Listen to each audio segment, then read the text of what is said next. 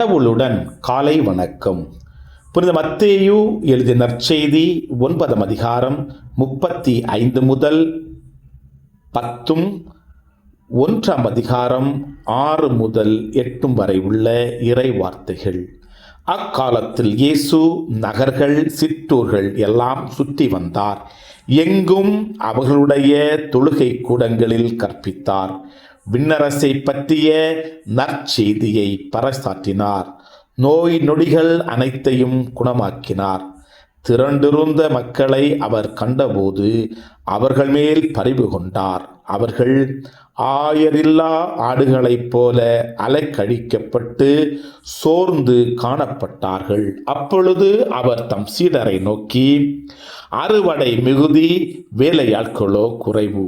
ஆகையால் தேவையான வேலையாட்களை தமது அறுவடைக்கு அனுப்பும்படி அறுவடையின் உரிமையாளரிடம் மன்றாடுங்கள் என்றார். இயேசு தம் சீடர் 12 தம்மிடம் வரவழைத்தார். தீய ஆவிகளை ஒட்டவும் நோய் நொடிகளை குணமாக்கவும் அவர்களுக்கு அதிகாரம் அளித்தார். இயேசு 12 அறிவுரையாக கூறியது, வழி தவறிப்போன ஆடுகளான இஸ்ரவேல் மக்களிடமே சொல்லுங்கள்.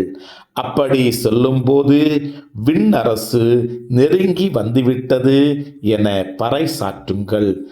நலம் குன்றியவர்களை குணமாக்குங்கள். இறந்தோரை உயிர் பெற்றெழ செய்யுங்கள். தொழு நோயாளரை நலமாக்குங்கள். பேய்களை ஓட்டுங்கள். கொடையாய் பெற்றீர்கள், கொடையாகவே வழங்குங்கள். கிறிஸ்துவின் நற்செய்தி. இந்த நாள் இனிய நாளாக அமைய வாழ்த்துக்கள். பல பல பல புதுமைகள், பெருமைகள், இனிமைகள் இறங்கிய நல்ல நாள், ஒரு நல்ல நாள், நம் தேவன் தந்த நாள். இது நல்ல நாள், ஒரு நல்ல நாள், நம் தேவன் தந்த நாள்.